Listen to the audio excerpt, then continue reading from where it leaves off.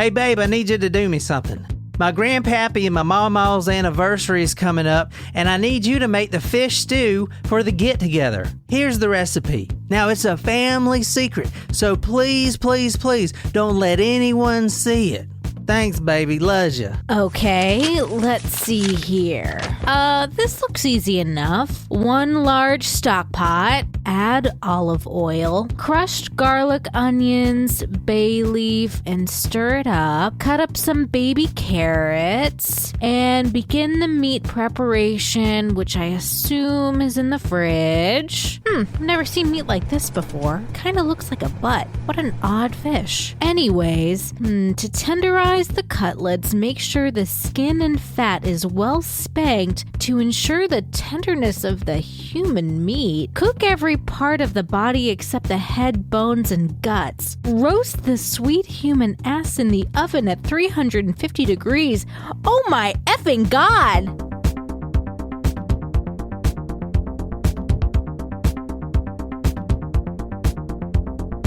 But it's been a week off. We celebrated our 1-year wedding anniversary on our normal recording day, so we took the day off. And well, I believe John's prepped another meaty story for us. I'm excited to see what we're talking about today. Yeah, meaty is actually a really good word for it. Ooh, cannibal story. Ooh, maybe. But before we get started, we do have quite a few Patreon members to shout out and thank for joining. All right. We've got Jennifer AC, aka Danny, not to be confused with my sister Danny. Isabel, or my cousin Danny. Yes. Isabel, Lee, Justin, and Jacqueline. Heyo. Heyo. Thanks, everyone. Welcome, guys. And let me just say, we're starting to get some consistent requests now for what they want us to take as their surprise shots. And there's some interesting requests and some that I'm really excited for. No more car bombs? No more car bombs. I don't think we could handle it. Although we do still have Guinness if we ever feel the need. The need for speed. That was rough. That was bad. Well, the second attempt was much better. Yeah, because we only did one. Yes. The night that we got too drunk to put out the first Son of Sam was, fun. Yeah. It was fun. It was a great time. It was a good time. And today's surprise shot is dedicated to Haley. Well, Haley, this is for you. Surprise shots, surprise shots. We don't know what they are because they're a surprise. Cheers, Haley. Cheers. Why isn't that as smooth as the last one that we had? What brand is it? Svedka. That's Svedka? Yeah. Oh, wow. They have the whipped cream vodka that's really good. That's Pinnacle. Oh, Pinnacle is what I'm thinking about. Yeah, whipped. That is good. Because that is extremely dangerous. Svedka is the one with the robot, right? Yeah. Is it? Yeah, Yes. she's hot. It's hot. Its hardware is hot. I want to update her software. Put my firmware in her thumb drive. Oh my God. So for prom, we all know that I am a walking dumpster fire. I mean, that's not true, but so this is what you get on a normal day. And at the beginning of the school year, I think I've told you guys before, like at the beginning of the school year, I usually try and I do my makeup every day. And, every couple days I'll straighten my hair and wear it down. And then as the year progresses, as I get more and more burnt out, the effort is less. So I'll keep doing my makeup, but I'll wear my hair up more often. And now it's reached the point in the year, there's 3 weeks left, and I just don't even bother with anything. I just put my hair up, put some clothes on, and go to work. That's right. Don't blame you. I'm actually cutting my own hair now. Yes, you are. Yeah, and you did good. You did a good job. And I also cut my own hair last night. I just do all the hair at once on my body. I'm a swimmer, so you missed a spot then. Couple. Oh, right. On my gooch. So if you're new here, my name is John. This is the Talk Murder to Me podcast. I put all my sources, photos, and videos on talkmurder.com. You definitely want to see the photos on this case. 100%. I Also wrote a blog post. Please share it. I am going back to all the older episodes on the blog. I've been doing that all week. You may have noticed. And I'm updating everything. And there are a lot of cases that we have done that have recent updates. Like, for instance, the Clur case. Oh! He's finally getting a court date for that. Because he was deemed too unfit for trial, right? I can't remember, but next month is his court date. Huh. Also, some of the other cases we've done, like the Uber murder, that guy is just now going to court. Wow. So stuff like that. So I'm trying to go back and kind of refresh everything. But you can find all that at talkmurder.com if you want. We are also recording this on YouTube, so you can go there and type in Talk Murder to Me. If you can't find that, you could just go to Google and type in this story, which I don't want to tell you what it is now because they don't know, and then type in the person's name and then Talk Murder to Me or whatever, and it should come up. So anyway, tonight we're actually going back to New York. Okay. Feel like we cannot get away from there. Well, some people a lot of people live there. Yeah. Yeah, it's very populated. Some people say it's the best city in the world. I would disagree with you, but We're Has your shirt very clearly? Actually, mine too. It's very faded, but it says Boston. wicked smart. So we're actually going to July 14th, 1924. Ooh. So, and about this case, this episode, I'm going to start out slow. And I know how you say that, and I usually do the other thing, but I'm serious this time. I'm going to start out slow, non-gruesome, and then at the very last moment, I'm going to really push it. Is this you saying you're going to start with the most obscene thing we've ever No, heard? I'm not going to start. I know I usually do that, but I'm not on this. Okay. We're going to actually start with an abduction, and I'm not going to talk about the murder at all. And then we're going to talk about another abduction. And then we're going to end with a letter that the killer wrote to the parents. And that's where we're going to end part one. Part two is going to go into some interesting facts about this guy, this killer tonight, including his love for writing letters. And he's got a lot of letters. Interesting. In fact, on our Patreon episode this week, we're going to be reading some of the letters tonight. So you guys will have a sneak preview of what's to come for next week's part two. But anyway, we're going to Charlton Woods area. We're going to talk about the abduction of Francis McDonald. And I'm going to show you a picture of him. The boy was abducted. Boy Francis. Yeah. Okay.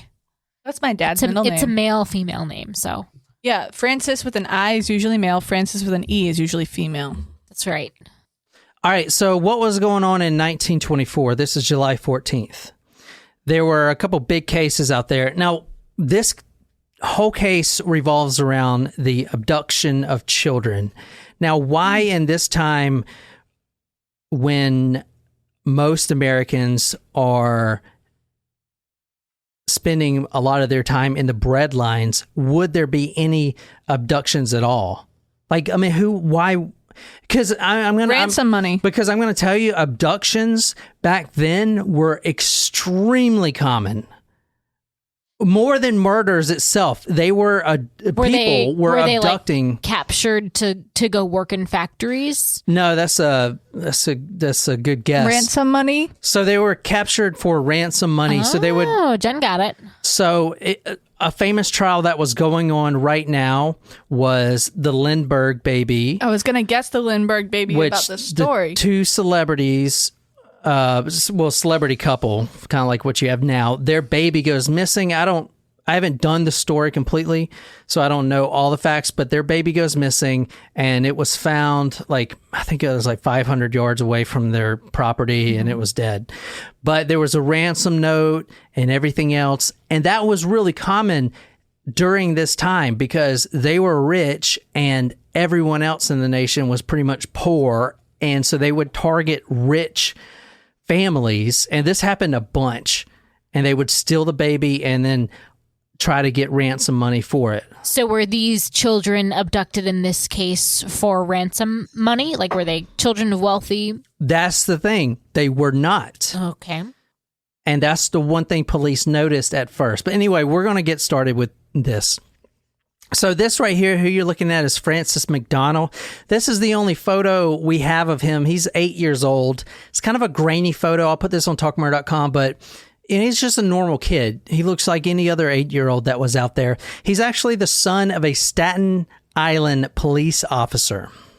Whoever abducted this kid either didn't know he was the son of a police officer or was just really brazen and didn't care.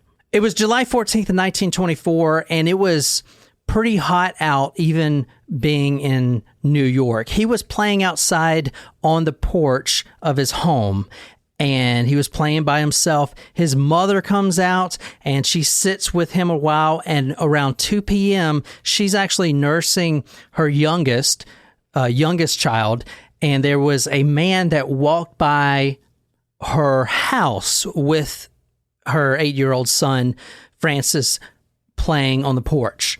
And she says, quote, she sees a strange figure making his way down the middle of the street. It was an elderly man. He was shabby, but he had a suit on. He was dressed decently. It wasn't a nice suit, but it looked like he was well kempt, well taken care of his suit. He would clean his suit and stuff like that. Like he could afford a suit, number one. Yeah, exactly. And he was walking down the middle of the street there. He had gray hair and a gray mustache. So he was an older man.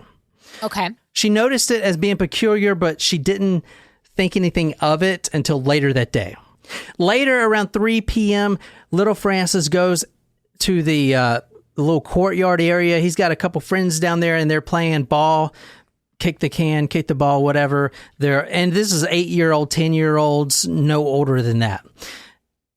Now, Francis's mother wasn't watching her son at this particular moment. She has a young child, and he is in sight distance, but she isn't actively watching him. Okay, so he's playing, and there's just a bunch of kids out there. This same old man comes up to the children and coaxes one of them over. Hey, come here, I got some candy. And it was actually raisins, what they think he was coaxing them with. Well, Only that would you be would bait want for that. you. Yeah. Yeah. That would be something. That would be a profiler There that you uses go. raisins. Raisinets. That's John's favorite candy.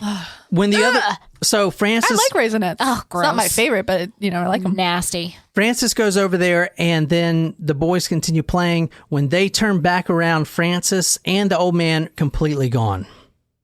Now we're talking about someone who is 60 years old here. This is an old man. I'm almost reminiscent of Pinocchio when he gets taken to that island of misbehaving boys and they turn into donkeys. That movie scared the shit out of me when I was a kid. I think I only watched it maybe twice in my life. It really scared me. It was scary. This is from the book we're reading tonight, and I'll get to what it is in a second. His hands made a constant nervous motion, clenching and unclenching, and he seemed to be mumbling to himself. As he passed down the street, the 2 German shepherds belonging to the McDonald's next-door neighbor set up a howl. The gray-haired man turned to the woman on the porch, tipped his hat, and then vanished down the road. Weird. Yeah. So this is the same man that took Francis, which is weird because he's the type of... seems like the type of nice old man, who's going to take a kid, Well, he probably wanted to make himself seem like the nice old man so that the families would be familiar with him while he's walking down the street and be like, oh, I see him walking down the street all the time. He's harmless. Or the kids see him and begin to trust They're him. familiar. The last person to actually see Francis was a neighbor, and this was 4:30 p.m. This neighbor, from his account to the police, because the boy's gone now, forever. Okay, the guy came, they were playing, the guy calls him over, the old man, hey, come over here. You want some raisins? Sure. They turn around, they're both completely gone. And the last person to see the boy alive, Francis alive, was a neighbor, and this was 4:30 p.m. They were actually walking into the woods, and a lot of the reports will say about this guy, because he is a chronic abductor. Okay. This is not his first time. So, like, they know that he abducts kids? Or there are hundreds of cases from how he does this. From him. He does this all the time. Hundreds, yeah. And he's not behind bars because he's dead. It's 1924. No. Like, they didn't catch him. He was doing this hundreds of times. Yeah, I'm not talking about now. Duh. We realize he is dead, but yeah, he was never caught. What the hell? You think I'm just going to get to the end right now? What the fuck? No, I thought you meant like they knew that he was doing this. So the last person to see the boy and the old man was a neighbor. It was 4:30. They actually see the man, and a lot of newspapers would use terminology like, and then the old man melted into the forest. Oh. He kind of just was here, and then he kind of just blended in, and he's gone forever. No one ever sees him again. Very, very creepy. And this went on for several years. Lots of children vanishing. Over 6 years of this, who we're talking about tonight. This guy, the Boogeyman. Oh, that's his nickname? That's one of his nicknames. Was it obvious that it was this guy to people? No, it was not. Not until the last minute. Okay. But everyone knew about the old man. They would call him the Gray Man. And some of the newspapers, if you read it, there were sightings of the Gray Man. It was almost like a Slender Man type of fear that was going on. Spooky. It was very spooky to read some of these papers, because it was like, here's your kid, and then all of a sudden he just melts into the forest and he's gone. Now, usually the kids will be found. Well, some of the kids were found, but we'll get to that. Anyway, moving on. The last person to see him at 4:30, like I said, they walked into the woods. The body was actually found later by a group of Boy Scouts, and they were a little older than Francis, but this is how they came upon the body. It had been hastily concealed under a pile of branches and leaves. The clothes below Francis's waist, stockings and shoes, underpants, khaki knickerbockers, had been violently ripped from his body. He had been, as newspapers would put it, atrociously assaulted, then strangled with his suspenders, which were twisted so tightly around his neck they seemed embedded in the flesh. No, poor kid. Embedded in the flesh. Now, this was one of his earliest abductions. So you mean it gets progressively worse? The depravity here is telling. Because it's mild. It's very mild compared to what you're about to see when we go 6 years down the road. It's like when you take the filter off. I guess that's a social media thing. I don't know. But yeah, something like that. Anyway, the man actually comes back, and this is before Miss McDonald knew that her son had his trousers twisted so tightly they were embedded in his flesh. This is what she witnesses. He came shuffling down the street, she told reporters, mumbling to himself, making queer motions with his hands. I'll never forget those hands. I shuddered when I looked at them. I shudder every time I think of them, how they opened and shut, opened and shut, opened and shut. I saw him look toward Francis and the others. I saw his thick gray hair, his drooping gray mustache. Everything about him seemed faded and gray. I saw my neighbor's 2 police dogs spring at him, and I saw Philip, the hired man, called them off. The Gray Man turned to me, tipped his cap, and then he went away. So the Boy Scouts found the boy's body. Now, there was another witness, a 17-year-old, around the same area that this happened right before. Her name was Jenny Carlson. So this is a female. She had an experience with a, quote, unkempt gray hair man with a thick growth of beard, about 5 feet 6 inches tall, and wearing blue trousers, a soiled white shirt, and no coat, end quote. That's the exact description that Miss McDonald gave police. Now remember, her husband is also a Staten Island police officer. Right. Do you guys remember when we were trying to remember the 5th borough of New York and we couldn't? Was it Staten Island? I don't know, but there was a Saturday Night Live sketch like 2 weeks ago that they were trying to remember all 5 boroughs and they couldn't remember the 5th one, and I just had to tell you. That's funny. Now We're on trend.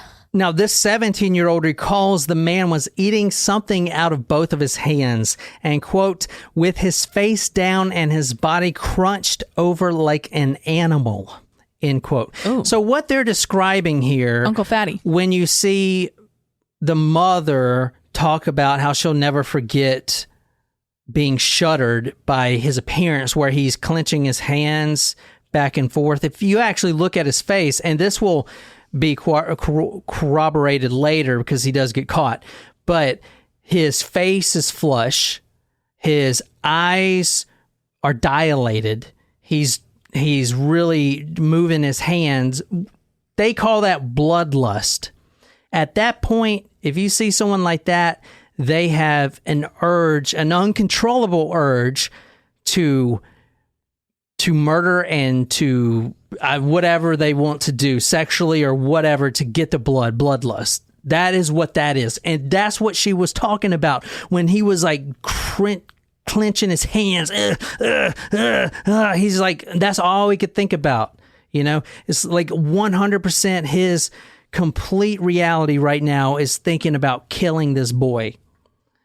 Because why else would you know? I mean, people are watching you. Why would you act so strange like that? It's because you don't know you're doing it, because you're just so focused on killing. So that's what that bloodlust was. Now, this 17-year-old, she actually walks past this man. Now, this is before he takes the boy. She looks back, you know, instinctively, because she got a creepy feeling. Because at first, it's just an old man. Hey, right. Pops, what you doing? You know, isn't it nap time?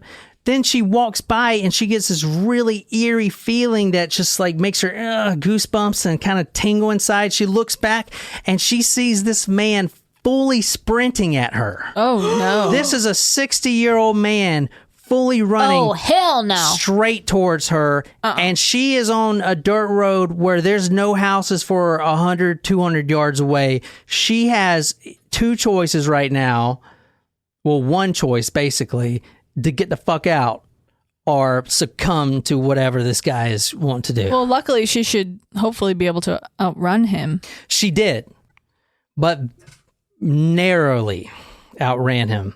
When the I know you were talking about profiles earlier, how they're inaccurate. I know they didn't have FBI profiles back then, but all the newspapers, all the police, they were looking for, in some of these cases, they didn't know it was the gray man doing it, right?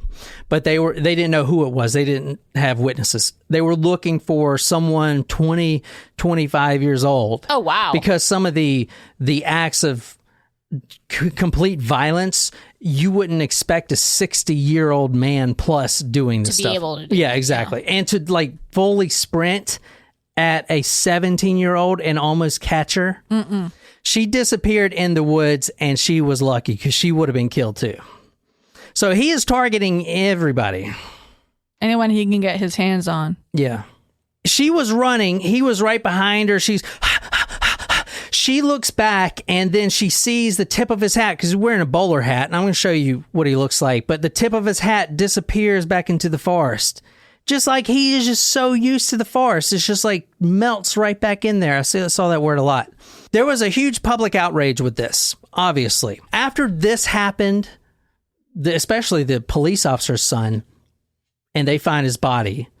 After this, and there's witnesses of the old man, and no one knows who he is because he's not even from this area. And none of the other murders are in the same area. They're all over the place. Okay. So obviously he has some occupation that allows him to travel. After this was a public outrage, the locals of Staten Island believed that there was a quote, cult of degenerates that would leave the breadlines of the time and satisfy their lust as demented perverts with deviant behaviors. I'm pulling all this from newspapers. All right. Now, there was the woods, the Charlton Woods, where the boy was strangled with his own trousers. there was a place they believed, which was fictional, but in their minds, this is hysteria talking. Right. You know, this happens when someone young dies and you just want you want a conclusion so bad, you want resolution. The family is, you don't believe this would happen a ransom's one thing. Yeah, okay, give me the money. Here's your kid back. You know, boom, boom, boom. Right. Because that's what it usually was. You're not going to take someone's ransom and then kill the kid. Like, that's not how it works. You're going to give the kid back. And that's how it usually worked. Mm-hmm. But anyway, this kid was completely mutilated beyond anything that they could imagine.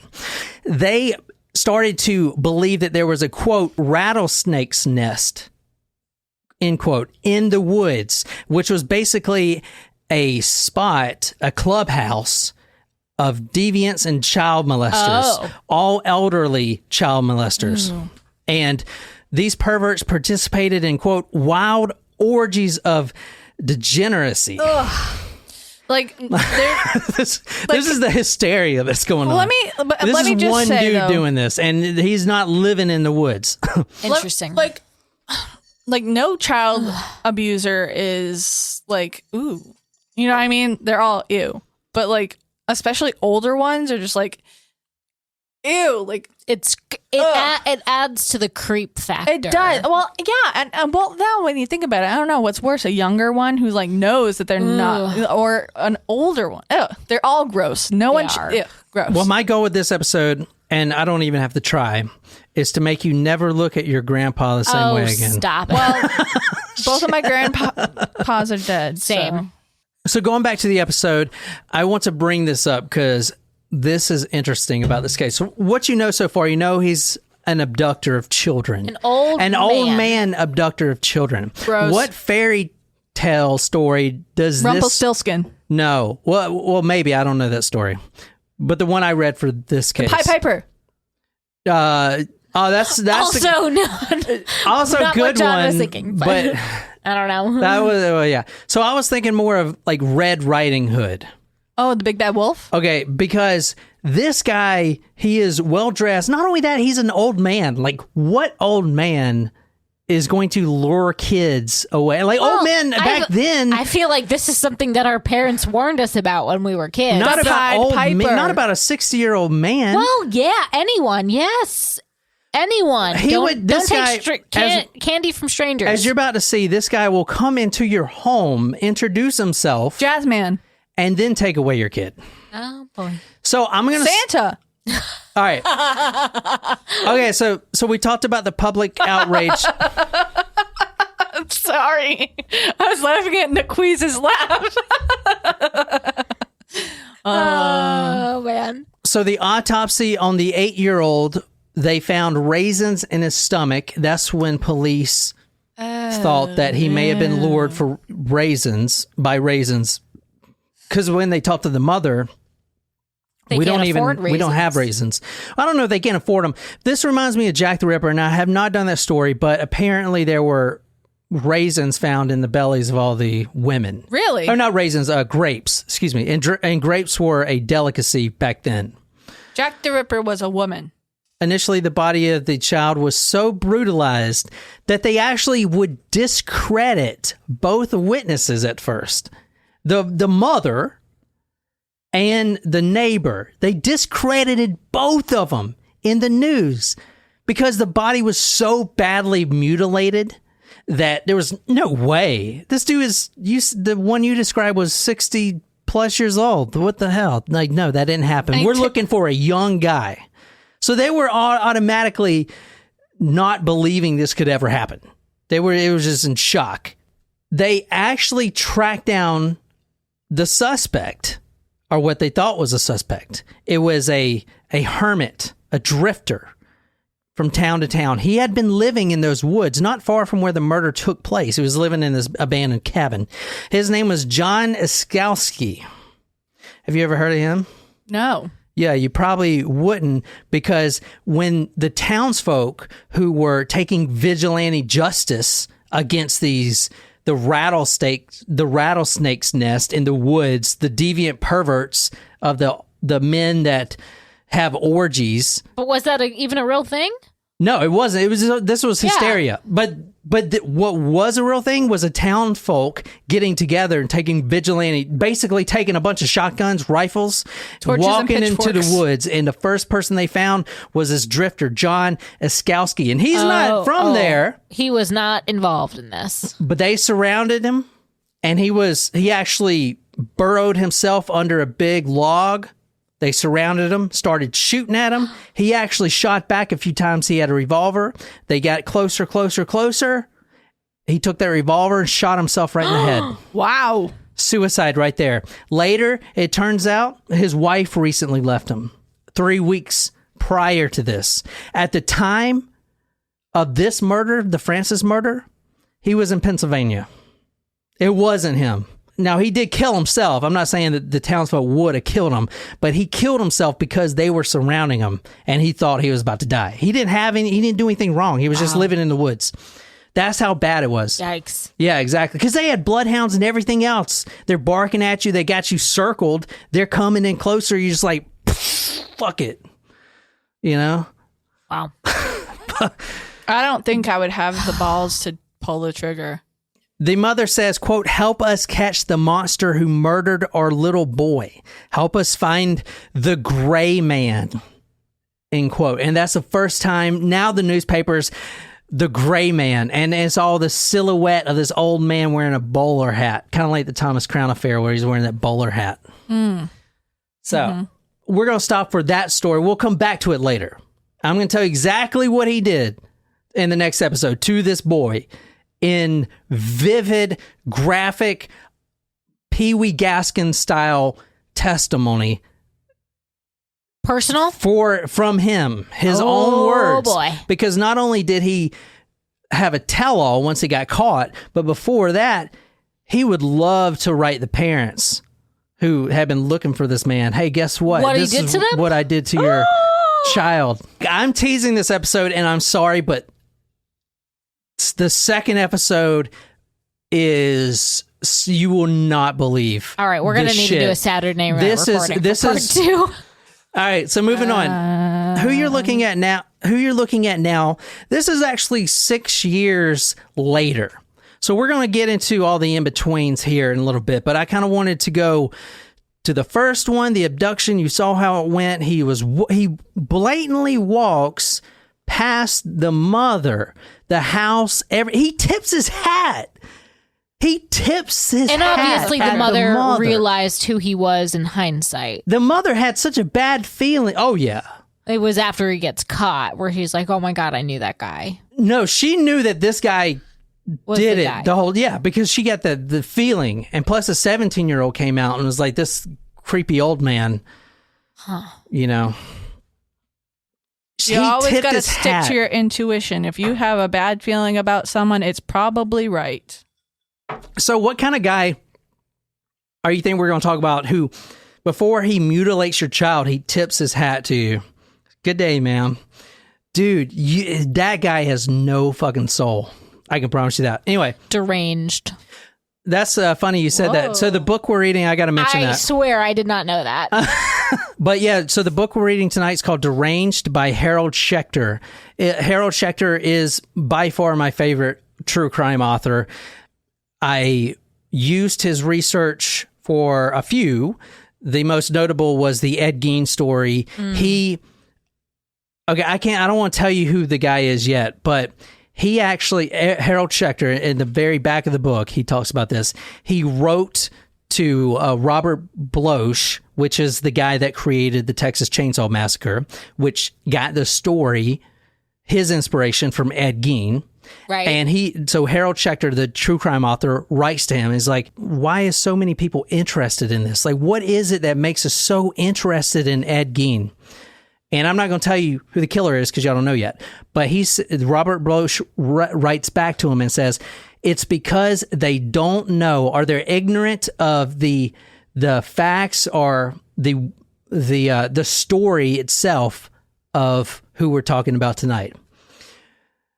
Because if they knew this guy, which they don't, no one knows who this guy is, because at the time you got the Lindbergh baby, you got the Depression, you got the war starting up. Like, this got clouded in so much shit, but it's so just gruesome and deviant. It's just, Anyway, all right, so the photo you're looking at now, and I'll put this on talkmore.com, is of another family. This is 6 years down the road, completely unrelated. They've never even heard of the case we just talked about. Completely unrelated.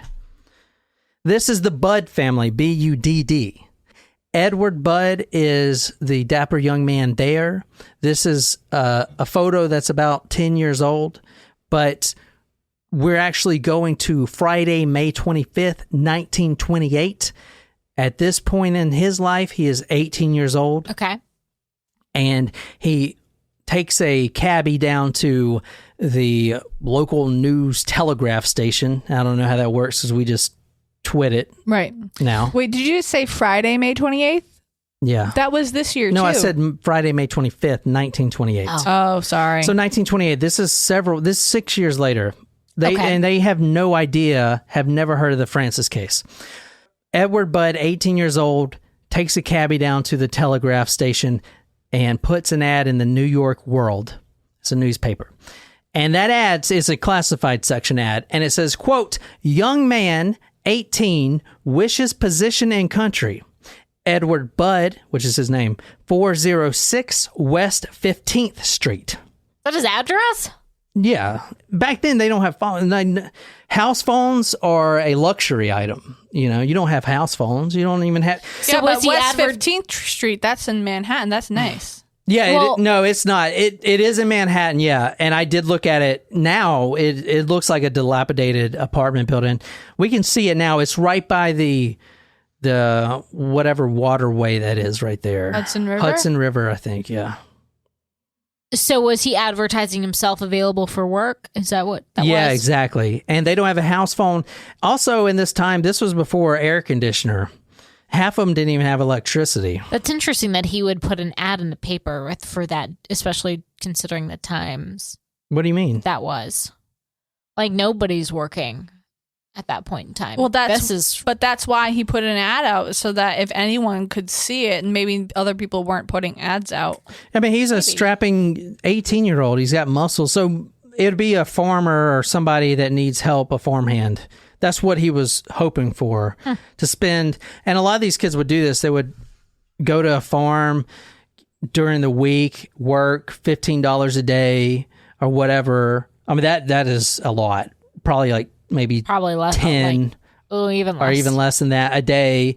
They get fed and all this stuff. Then on the weekend they come back, and that money helps their parents. The Budd family is actually impoverished compared to the other family we just talked about. I mean, you have a police officer. I know they don't make a ton, but this family here is below the poverty line. They are really poor, but they're a loving family, but they're just the bottom of the bottom type of, as far as the social economic status goes. They're pretty low. Okay, so that's another thing. The cops are like, well, what the fuck? Obviously, this isn't a ransom, because if it was, they can't freaking pay it anyway, Edward's father, Albert, was a porter for the Equitable Life Assurance Company.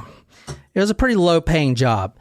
And the wife, Delia, was just a housewife. They have 4 children together, including a sweet-tempered, and this is from the paper, a sweet-tempered 10-year-old named Gracie Budd. Their address, as in the classified ad he put out, was 406 West 15th Street. It's still there. I looked it up.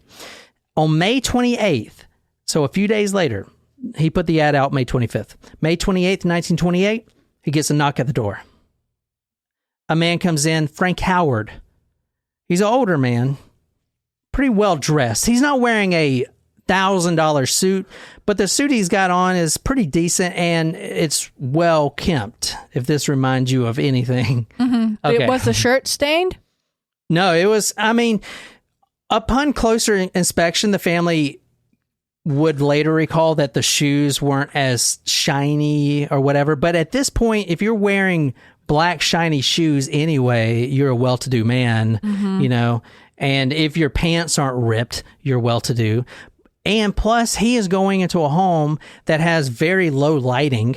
You know what I'm saying? Like if they have electricity, they don't keep it on because it's so expensive.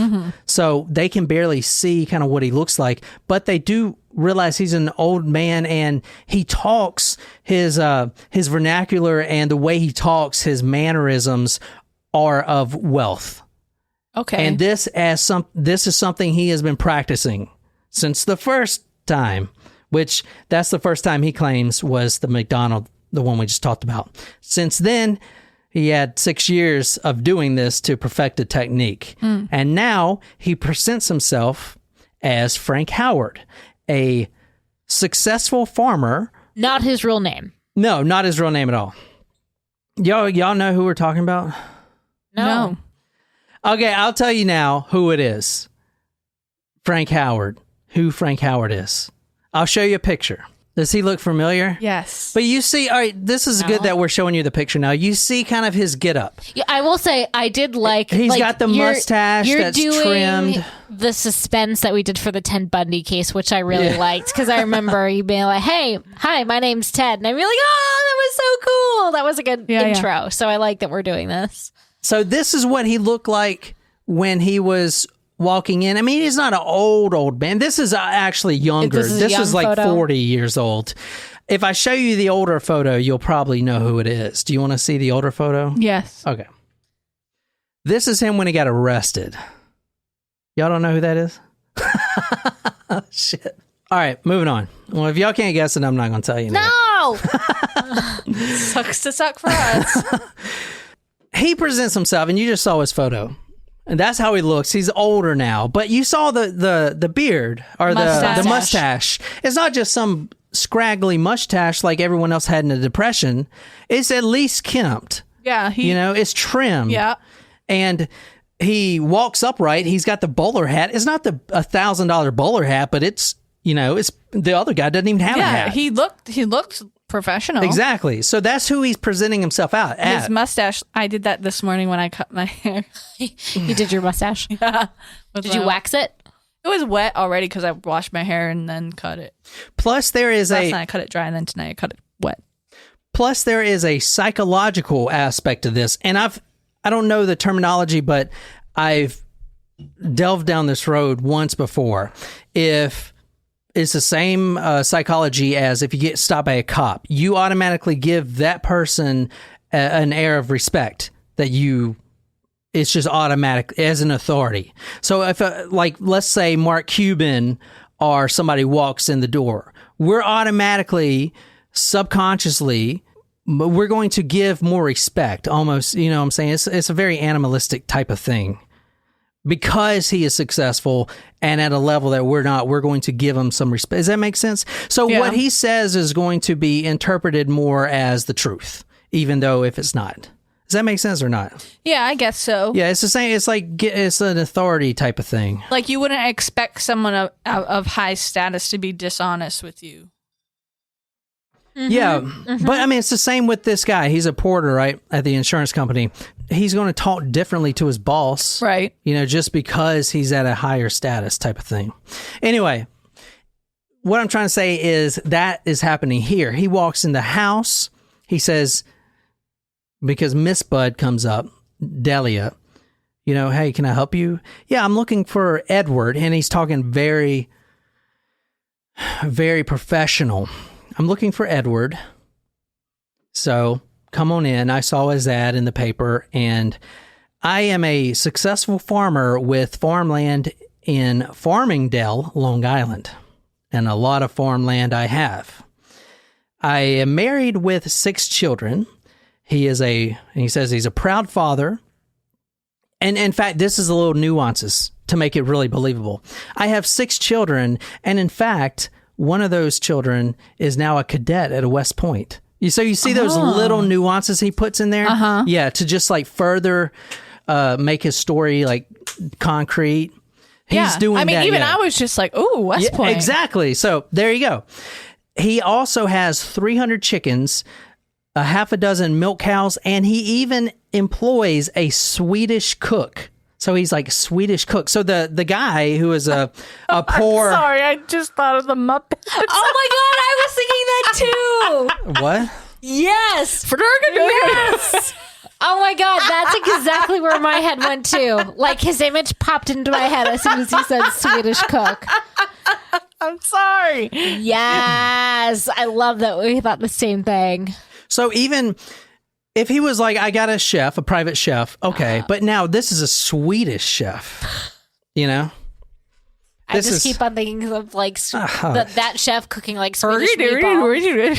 Chasing the chickens around, and then Gonzo tries to save the chickens. So this man is sitting on the couch and giving the story out, and everyone's listening intently because they've never seen a rich man up close in their house talking to them. They've never seen someone of such wealth coming into their house, right? Right. So they're sitting, listening intently, and he talks about how his wife, lovely wife, but when I bought the farmland, she just couldn't do it after a year. She could not get used to the farm, so she ended up leaving. Oh. And he is married. He actually has 6 wives. He's a bigamist. Mormon. Or no, he's not a Mormon. He's just a Polygamist. Bigamist. Where you get married but don't get divorced. Oh, no, yeah. That's not polygamy. Polygamy is where you marry multiple partners.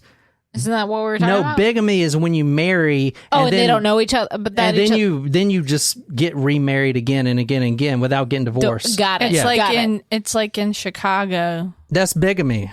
So he was a bigamist. Not only was he married, he had 6 wives. He had about 6 wives. One of those Mormons, you know? All right. Got it.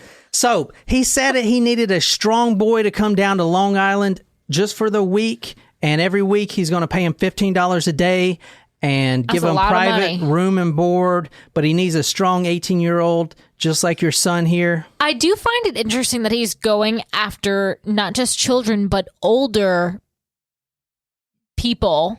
Like, I mean, I know that 18 is still a young person, but an 18-year-old male should be able to overpower a 60-something-year-old. Not if he's jacked, and not if he has money. And you saw him. Does he look jacked? I'm just saying, like, I would be like afraid if I were thinking, if I'm a predator and who is my prey, it would be someone who is weak and defenseless, and an 18-year-old strapping man who they're going to hire to work on the farm is probably not one that I would want to. Well, that sounds like someone. That sounds like what someone would say who's never experienced bloodlust.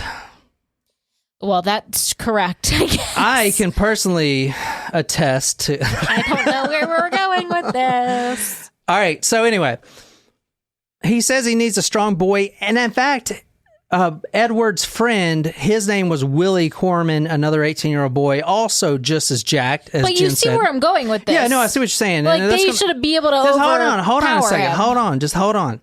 Willie Corman was also there, and Edward's like, I would love to come work at the farm. Hey, is there any way you could, take my buddy too?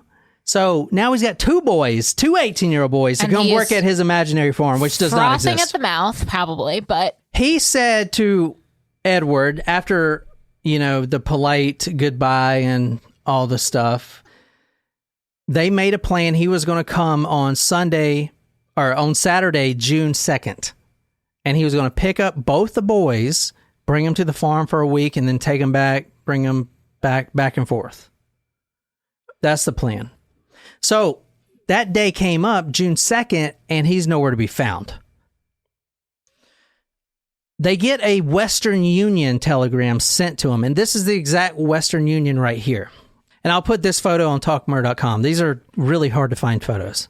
The Western Union, and I didn't know this, but if a Western Union guy comes to your house back in the 20s, he would just stand there until you give him, it's like a dime or something for the correspondence. You have to pay him for it, kind of like a collect call. Telegram.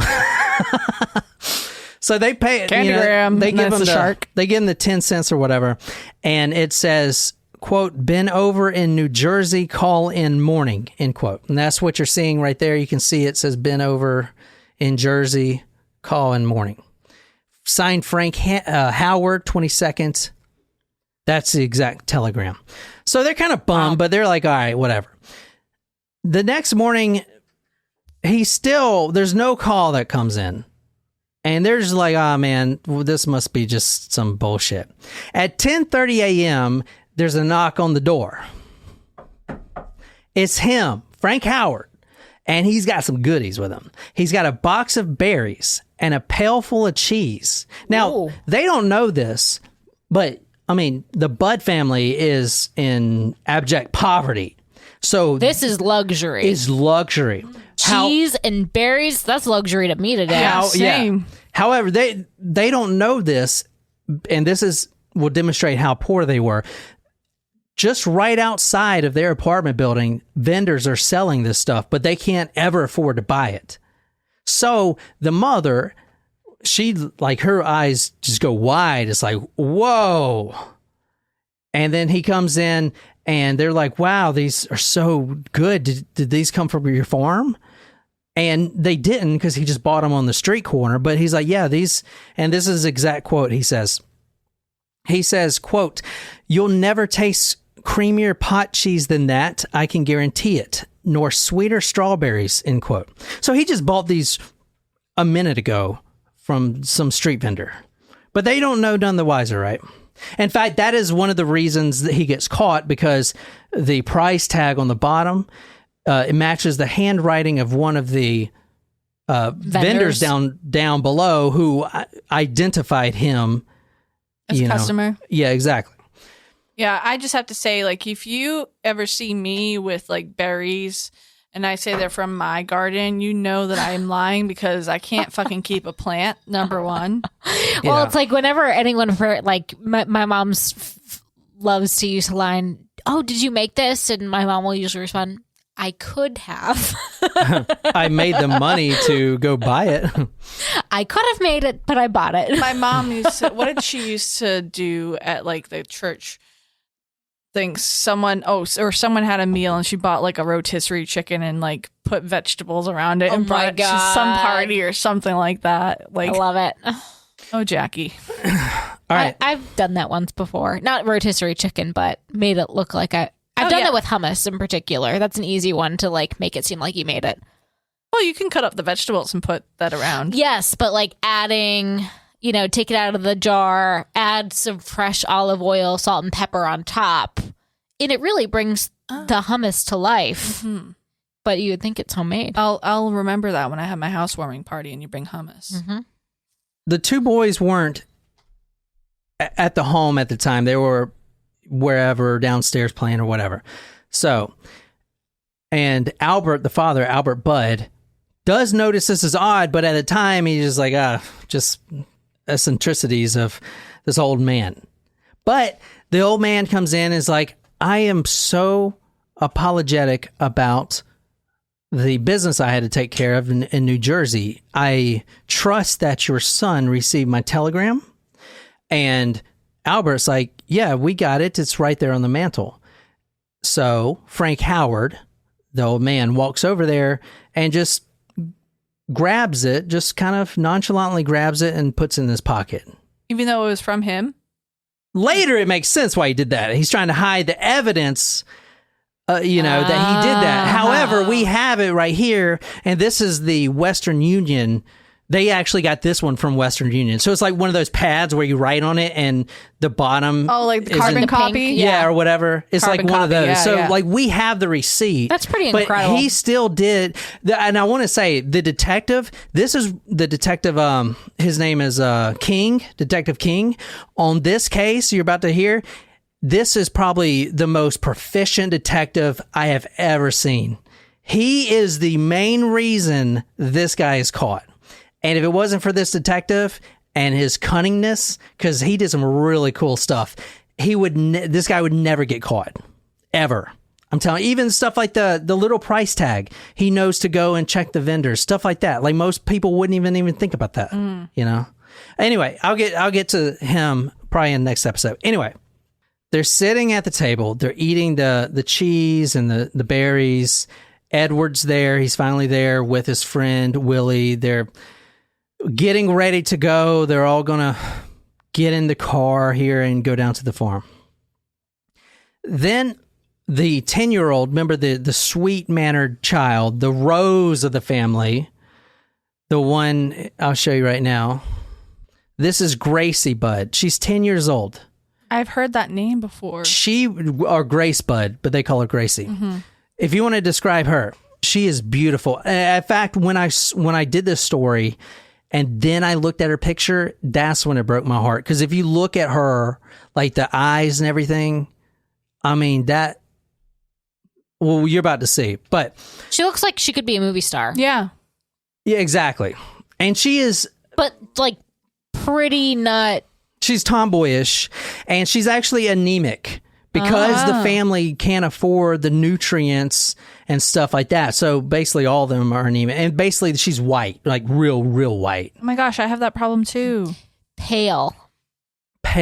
Gracie Bud walks in, and the mother is like, come here, Gracie. Say hello to this nice older gentleman here. And his eyes, Frank Howard's eyes, were transfixed on her. So he was completely abductor was not necessarily focused only on males. It was in anything. Yeah, I remember the 17-year-old girl. Yeah, anything.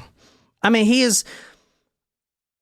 I will get to his MO, but he just likes I just wanted kids. to clarify. At this point, he is transfixed on Gracie. Almost like he wants to take the youth of the children that he abducts. The most beautiful child he's ever seen. Now, he's an old man. She's not necessarily a child, right? How old is she? She's probably 14, right? She's 10. Oh. She's 10 years old. In that picture? Well, probably like 9. Oh, she looks a lot older. Yeah, I'd say like 14, That's called the depression. I was thinking like 16. That's called being poor as fuck. Well, she has a nice necklace and a fur on. Those are fake beads. It's a painting, it's drawing. That's her. That's her. She's 10 years old. I'm not lying. She's 10. Okay, you don't have to tell us. No, I wouldn't. I did not guess that at all, actually. No. The 10-year-old Gracie walks in, and he is transfixed.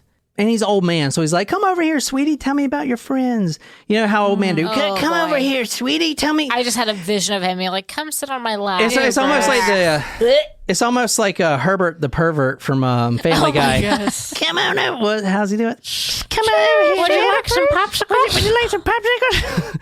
So he's like, come on over here, sit on my lap. Oh, right God. here, he's patting his knee. Sit on my lap. Tell Grandpa about your day at school, and he's bouncing her on his he's not. Yes, he is. Not he a is. 10-year-old. I thought you were just. I thought I was kidding when I said the whole sit on my lap thing. He is bouncing her and stroking her because he's an old man. No one's going to expect anything. He's just an old man. Okay. Yeah, but like he knows what he's doing. Speaking in a soft, weeding voice, he told her how slender and pretty she was. He asked her questions about her friends, her favorite pastimes, her school. As he talked, he reached up a hand, mottled with liver spots but surprisingly powerful looking, a laborer's hand, and began to stroke her hair. So he is bouncing little Gracie on his knee like this, Jen. Hey, you're so pretty. I love your blonde locks. And he reaches into his pocket, pretty deep in his pocket. Oh, God. And he pulls out a wad of bills. You are so freaking bad. And he puts it on the table and he says, well, go ahead and count that. And it was $92, which is a lot. Yeah, whoa, especially that's back a lot then. back then. So that's like put under your mattress money. Well, Yeah. so they're like, wow, that's just in his pocket. And then he, gives her like a quarter or whatever for her trouble of counting and everything. And he's just being Not a grandpa. for her trouble of sitting on his lap. You're so cute. I bet you're just a heartbreaker. All this stuff. At 10? Bouncing on his lap. Gracie kept giving her mom kind of like a what the fuck is going on look. And the mom just so, transfixed. Like, you get that money, girl. Yeah. Like she probably thinks he's harmless because he's an old man. There you go. That's the Red Riding Hood, right? The sheep in wolf's clothing? Yep. Well, I mean, no. Or the wolf in sheep's clothing? No, Red Riding Hood was the wolf that was in Grandma's clothing in Grandma's bed. I know, but you thought it was Grandma.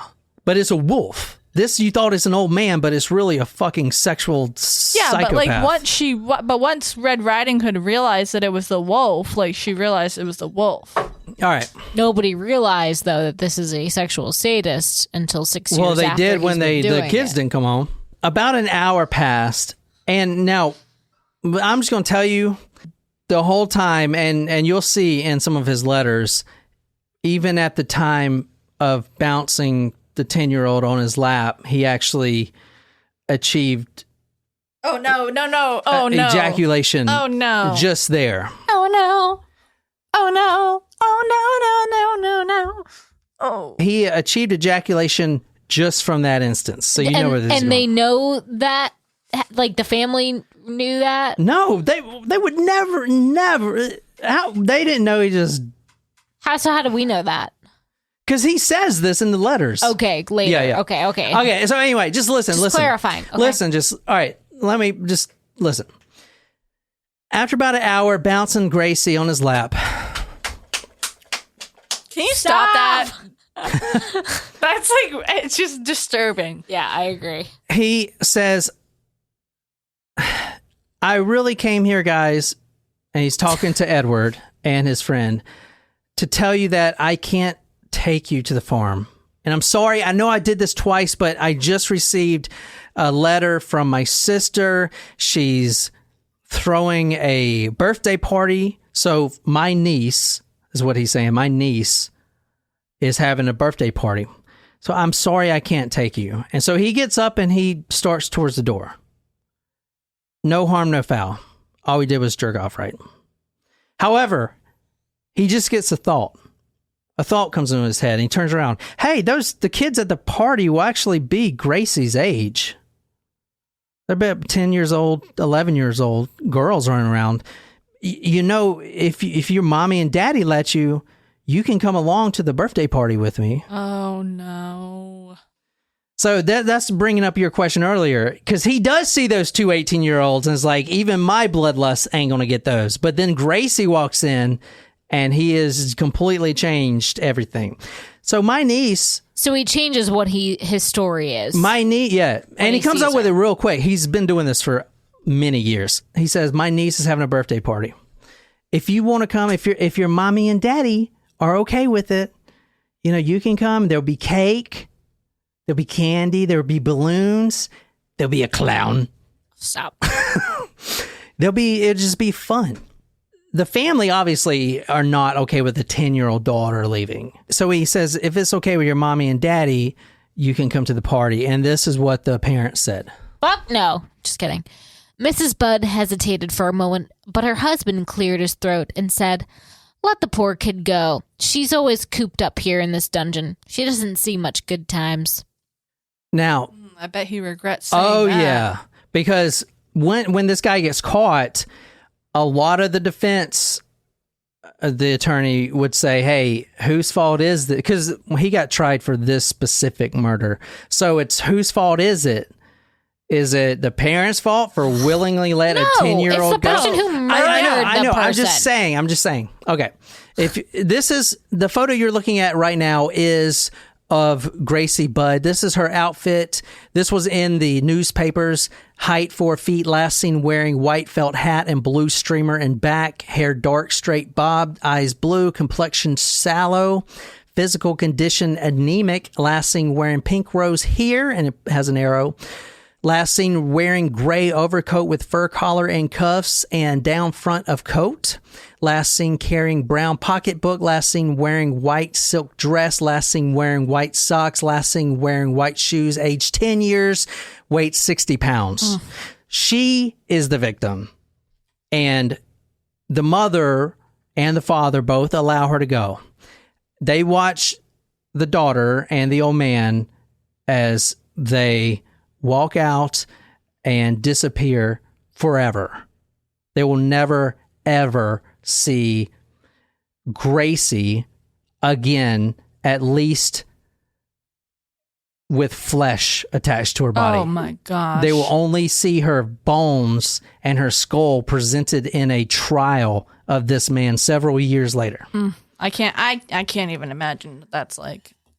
And I do want to say right quick that they did ask the old man, Frank Howard, where the party was. And immediately he spouted off, it's at 137th Street and Columbus Avenue. Now, we would go there on Google Earth, but that address has never existed. It only goes up to 110th Street. 137th Street was completely fake. I was going to say, I don't think I've ever heard of that street, and I didn't know New York was that big. So little Gracie was supposed to be home at 9 p.m. that night. So imagine her not, and the parents going to try to find 137th and realizing it only goes up to 110th. That's when they know things are dire. But also, I mean, this is in the 20s that this is happening, so this is obviously not going to help now. But like, how long were they residents of New York? Why didn't they know that 137th Street didn't exist? Because they never go up there. But they're poor. He goes to work and comes home. That's what poor people do with 4 kids. They're not going out to eat. They're not on the strip. He didn't know because he's never been there. He lives at home and in his factory during the day. Factory, home. Factory, home. Factory, home. Never going anywhere but Sunday church, which was free. In fact, Gracie, that's her Sunday best right there. So that's the reason he doesn't know, because they don't even own a car. Like, they're that poor. I mean, they're doing better than a lot of other Americans, but they're still pretty low at the barrel. Yeah. I feel like, okay, well, after hearing this, if I ever have children and someone wants to take my kids somewhere, number one, I have to know you. Number two, you have to give me some sort of point of reference, like 137th Street in Columbus. What's near there? And I have to be able to picture it. Well, now I can Google it, but back then you couldn't Google. But I feel like why didn't... I don't know. I don't know. All right, let's map out the route they took. They were supposed to go down a few blocks, a couple miles at best, but they ended up getting on a train. He stops at a newsstand, and he was actually at the newsstand before. He left a canvas-wrapped bundle at the newsstand. You remember the potted cheese and the berries? Yeah. He walks over to this before he goes into the home. He walks over to the newsstand carrying the berries and the cheese and also a canvas wrapped bag, kind of like you roll up tools with or whatever. Mm-hmm. And he buys a newspaper, which he tossed. But the newspaper seller, the vendor, is like, "You need some help with that, Pops?" And the old man is acting frail and incapable, using that as a ruse. "Well, if you don't mind, Sonny, could I just leave this bag here with you, and I'm just going to go right over here to talk to my family and then come back and I'll get this bag?" "Sure, Pop, sure, I don't want you to stress yourself out. Just leave it here." So anyway, Gracie and him Frank Howard go back to the newsstand, and he retrieves the bag, the canvas bag, which he calls, quote, "the implements of hell," end quote. Now, there were 3 things in that bag. Mm. You want to guess what they were? An ice pick, a hammer, and a knife. Inside the canvas bag of implements of hell, as he called them, was 1 butcher's knife, 1 meat cleaver, and 1 small handsaw. I got 1 right. Now I said knife. Now he's walking with Gracie by the hand, right? They're holding hands. And if you see him on the street, which many people did, mm-hmm. and they ended up years later coming to testify. They probably just thought that it was his or her grandfather. There you go. Just, and she's not crying and like, "Help, help." She's going to a birthday party. Giddy. She's about to eat cake. Yeah, who doesn't love cake? At the ticket booth, and this should have been alerting right here. They go to the Putnam Division of New York Central Railroad, and he buys a round ticket to Westchester Community of Worthington. That's where they're going. So that Westchester is farther away than like 110th Street or 137th Street. That's like hours away. Yeah, it's hours away. He buys a round ticket for him and a one-way ticket for her. Oh no. Which is really fucked. Yeah. Now she probably is thinking, I don't know we're going to be on a train, but he does let her sit at the window so she can see the outside. And every once in a while, he looks over and pats her knee. "You're going to have so much fun, Gracie." Little did she know she was actually on her way to her death. They get off the train. They both get off the train in Westchester, and he is so distracted in his bloodlust that he forgets the canvas bag. He leaves it on the train, so that's good, right? I mean, yes, Probably but not. I mean, it's okay, but now I'm afraid of how she's going to suffer her end. Well, if you want to read this, Nicole. When they disembarked at Worthington Station, Fish seemed slightly distracted. As they stepped onto the platform, Grace tugged at his sleeve. "You forgot your package," she exclaimed. Turning on her heels, she dodged back into the car. Seconds later, she reappeared with red and white striped parcel cradled in her arms. Fish took it from her without a word. Okay, well, now you know who it is, right? Albert Fish. Oh, I have heard that name before. Okay, so what is this saying? He leaves his bag on the train. She rushes back in, grabs the canvas bag. "Hey, you forgot your stuff." She trusts him. Brings the bag, the implements of hell, off the train and gives it to him. They turn left at Mountain Road and they go down to a very small cottage. And let me show you the cottage here. And I'll put these photos on talkmurder.com. But this is where they're going down. So there's nothing down here, right? No. Nothing. It's just empty, bare, nothing. This is the cottage. It was an abandoned cottage. That's a nice looking house. That would probably go for like 400,000 at least today. It's actually was initially thought to be the quote ogre's lair. Shrek, the Shrek killer. Where he thought, or where the newsmen and the police thought he would take all of his victims, but the ogre's lair turned out to be somewhere else. But this is in Wisteria. So Albert Fish is known as the werewolf of Wisteria, among many other names, including the Gray Man and stuff like that. Let's read what he says. That means you. Yeah, I was like, damn it. Let's read the letter that he sent to the family. Now, the letter he sent, because this is very disturbing. And the next episode is going to be extremely, it's going to be like Pee-wee plus the Vampire of Sacramento type of stuff. Richard Trenton Chase. Mm-hmm. So that's in the next episode. But on November 11th, 1934, the Budd family, now this is 6 years later. 6 years. They have arrested 100 people and no one has panned out. At this point, the mother has not lost interest, but she has other kids too. She is just, it ruined the whole family. They had gotten so many, they got hundreds of letters, a lot of crackpot letters saying, I got her. She's in my basement, but and a lot of letters were like, we took her, but we're a nice family. We're raising her nice. So, and this happens today. Families get all kinds of shit like that. But out of the hundreds of letters that they got, they knew immediately that this was the one. And this letter came on November 11th, 1934.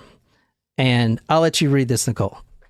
My dear Mrs. Budd, in 1894, a friend of mine shipped as a deckhand on the steamer Tacoma, Captain John Davis. They sailed from San Francisco to Hong Kong, China. On arriving there, he had two others, went ashore, and got drunk. When they returned, the boat was gone. At that time, there was a great famine in China. Meat of any kind was $1 to $3 per pound. So great was the suffering among the very poor that all children under 12 were sold to butchers to be cut up and sold for food in order to keep others from starving. A boy or girl under 14 was not safe in the street. You could go in any shop and ask for steak, chops, or stew meat. Part of the naked body of a boy or girl would be brought out and just what you wanted cut from it. A boy or girl's behind, which is the sweetest part of the body, and sold as a veal cutlet, brought the highest price. John stayed there so long, he acquired the taste for human flesh. On his return to New York, he stole two boys, one 7, one 11, took them to his home, stripped them naked, tied them in a closet, then burned everything they had on. Several times every day and night, he spanked them, tortured them to make their meat good and tender. First, he killed the 11-year-old boy because he had the fattest ass and, of course, the most meat on it. Every part of his body was cooked and eaten except head, bones, and guts. He was roasted in the oven, all of his ass, boiled, broiled, fried, stewed. The little boy was next, went the same way. At that time, I was living at 409 East 100th Street, near rear right side. He told me so often how good human flesh was, I made up my mind to taste it.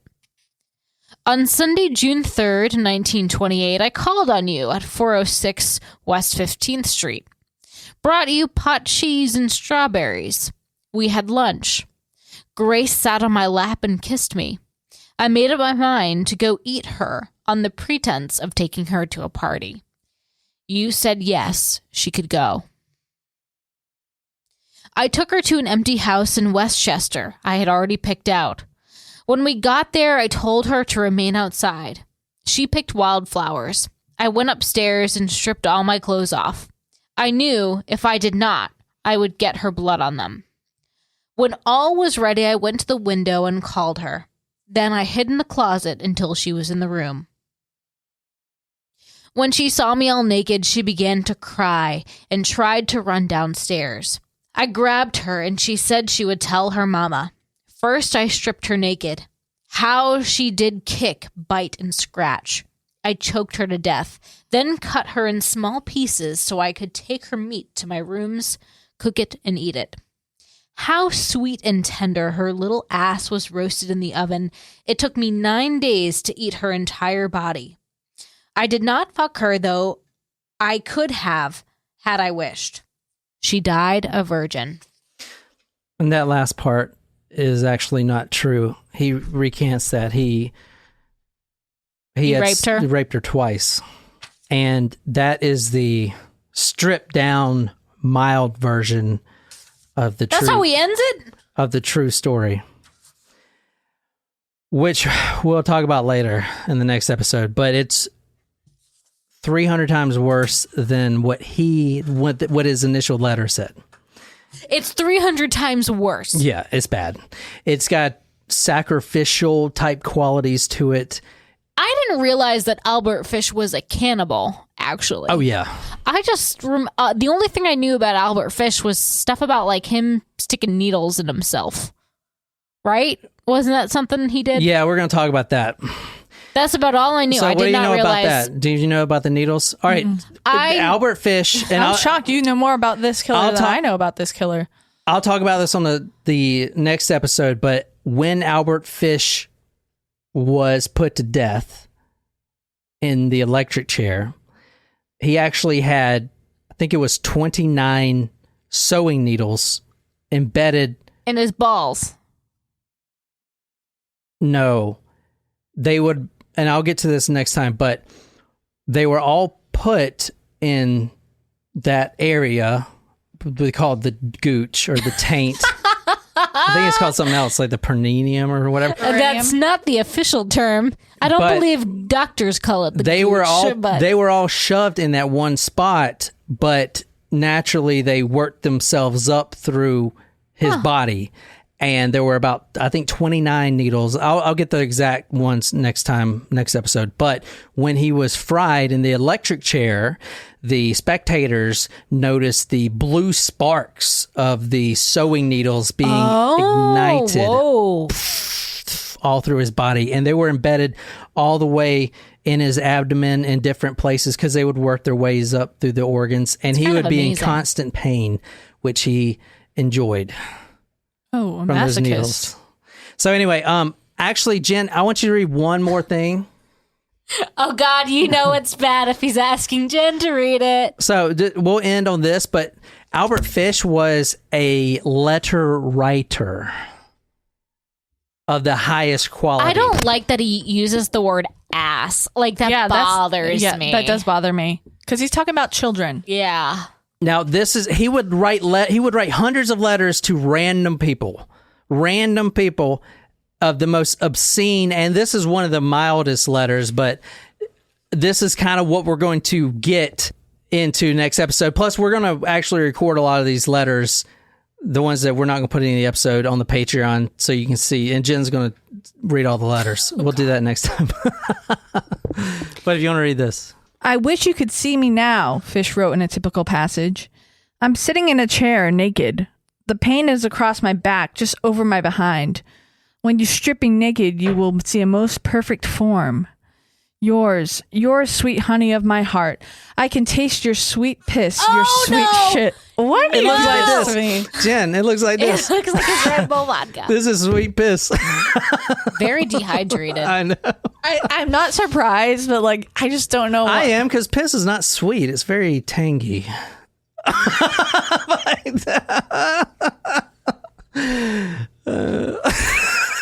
So is he actually drinking pee and eating Yeah, poo? there's words for that. One of them is R. Kelly?